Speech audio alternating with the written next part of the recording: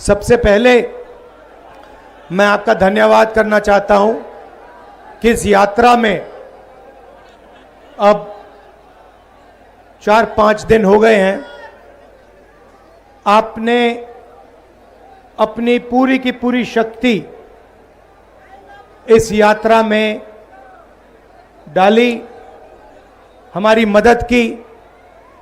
और ये जो संविधान है, ये जिसकी हम इस यात्रा के माध्यम से रक्षा कर रहे हैं, आपने हमारे साथ मिलकर इस संविधान की रक्षा की, वोट की रक्षा की और अपने भविष्य की रक्षा की। भाइयों और बहनों, ये मामूली किताब नहीं है। ये इसमें जो सोच है, ये हजारों साल पुरानी सोच है। हां,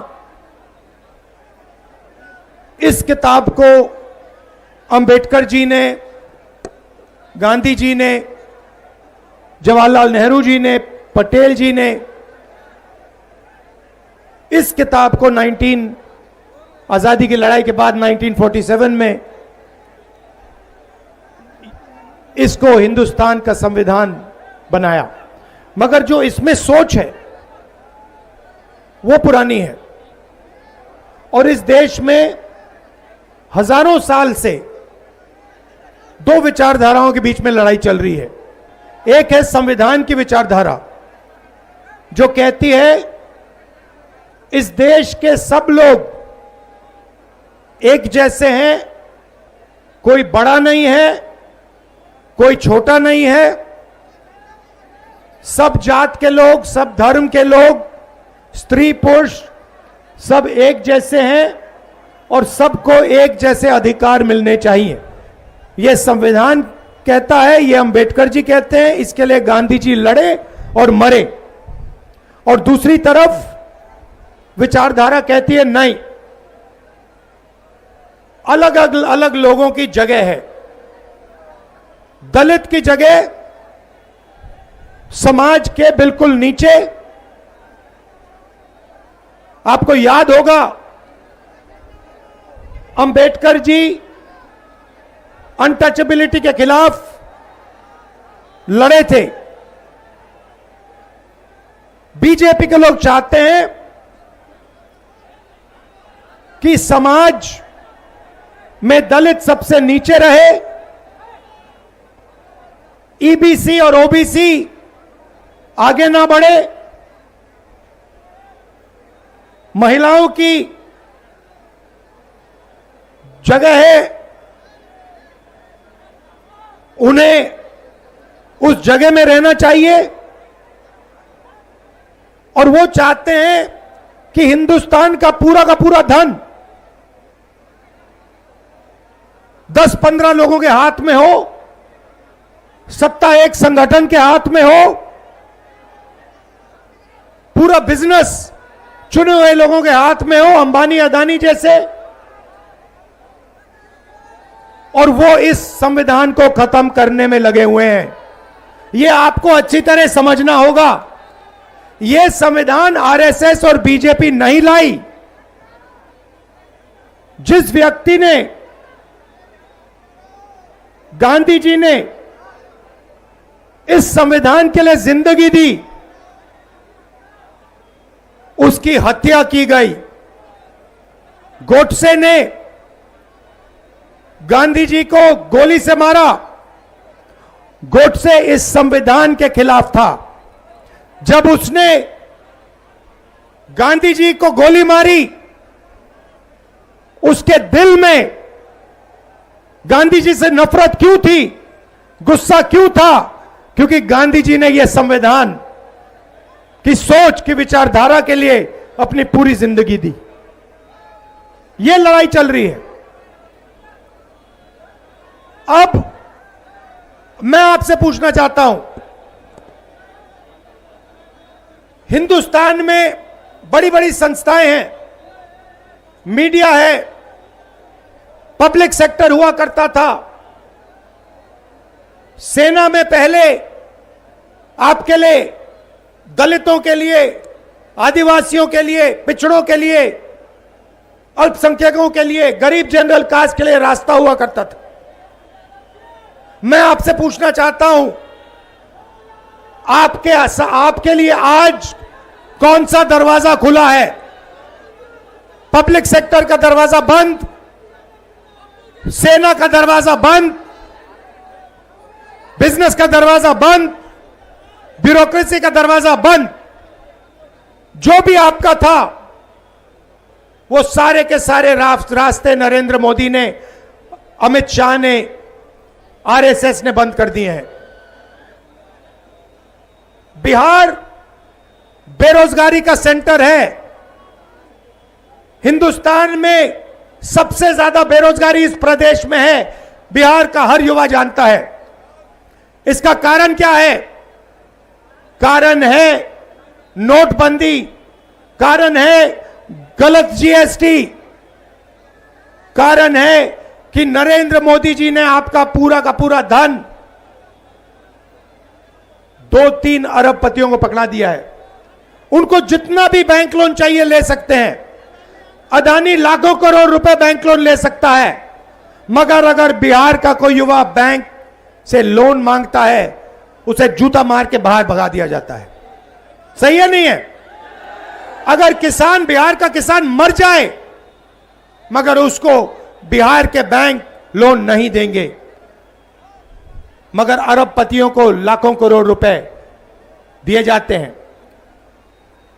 और फिर अरबपतियों का कर्जा माफ होता है, लाखों करोड़ रुपए उनका कर्जा माफ किया जाता है। और किसानों को जब कर्जा माफी की जरूरत होती है, कभी उनका कर्जा माफ नहीं किया जाता। और अब नई चीज शुरू हुई है, और यह बात आपको अच्छी तरह समझनी होगी। यह जो संविधान है, यह हर हिंदुस्तान के नागरिक को एक वोट देता है। हर नागरिक को यह संविधान एक वोट देता है। अंबेडकर जी का संविधान एक वोट देता है। और बिहार में, कर्नाटक में, महाराष्ट्र में, हरियाणा में यह जो संविधान आपको वोट देता है, वो वोट चोरी किया जा रहा है। बिहार में लाखों लोग से उनका वोट चोरी किया जा रहा है। यात्रा में हजारों लोग हमसे मिले हैं, 2-3 बार वोट किया है, कोई कारण नहीं दिया, वोट काट दिया। कर्नाटक में लोकसभा चुनाव में हमने दिखाया, एक लोकसभा सीट में, एक विधानसभा सीट में 1 लाख फर्जी वोटर थे, और उन 1 लाख वोटर के कारण बीजेपी चुनाव जीती।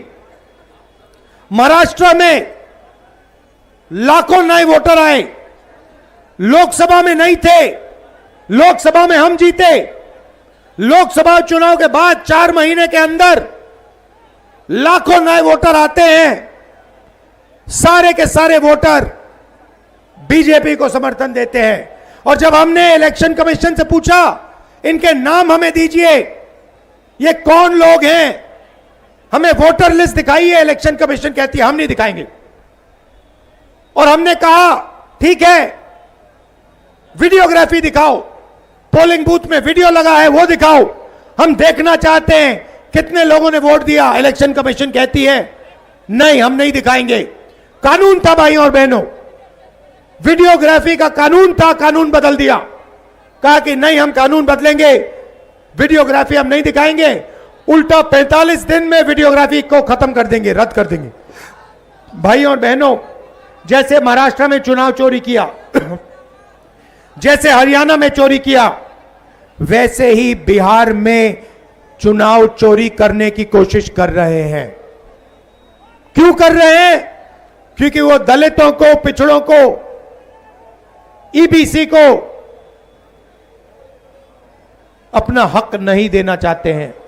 वो जानते हैं कि ये संविधान और वोट गरीबों को हक देता है और वो अदानी अंबानी की सरकार चलाना चाहते हैं, और जो आप सवाल पूछते हो उनके जवाब नहीं देना चाहते हैं, इसीलिए वो आपका वोट छीन रहे हैं और काट रहे हैं।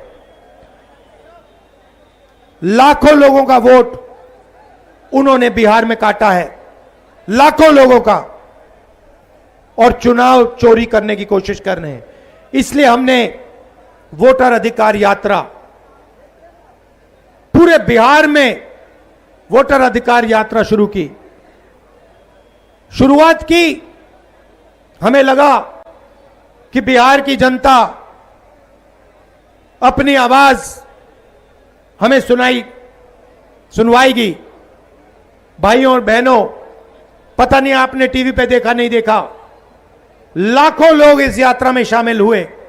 बारिश में, धूप में, रात को लाखों लोग शामिल हुए, और एक ही नारा निकलता है वो लोगों के मुंह से, सुनिए। शायद मीडिया वाले दिखाएं ना, ये आपकी मीडिया नहीं है, ये आपकी नहीं है, ये हिंदुस्तान की नहीं है, ये गरीबों की नहीं है, किसानों की नहीं है, ये अरबपतियों की, अदानी अंबानी की मीडिया है। देखिए, सुनिए, वोट चोर, वोट चोर, वोट चोर, वोट चोर। अब शाम को टीवी देखना, ये नारा नहीं दिखेगा, कहीं नहीं दिखेगा, ये भीड़ नहीं दिखेगी, क्योंकि ये गरीबों की भीड़ है, मजदूरों की भीड़ है, किसानों की भीड़ है, ये नहीं दिखने वाली। अंबानी की शादी दिख जाएगी, देखिए आपने टीवी पे 10-15 करोड़ रुपए की गाड़ी दिख जाएगी, मगर बिहार की जनता, किसान, मजदूर नारा बोलते नहीं दिखाई देंगे, क्योंकि आपकी मीडिया नहीं है। मगर ये भूलिए मत, वोट नहीं चोरी होने देना है, एक वोट नहीं चोरी होने देना है। यात्रा का लक्ष्य है, आपने हमें इतनी मदद की, रात को आप आए, इतने प्यार से मेरी बात सुनी, दिल से आपका धन्यवाद करता हूं। नमस्कार, जय हिंद, जय बिहार।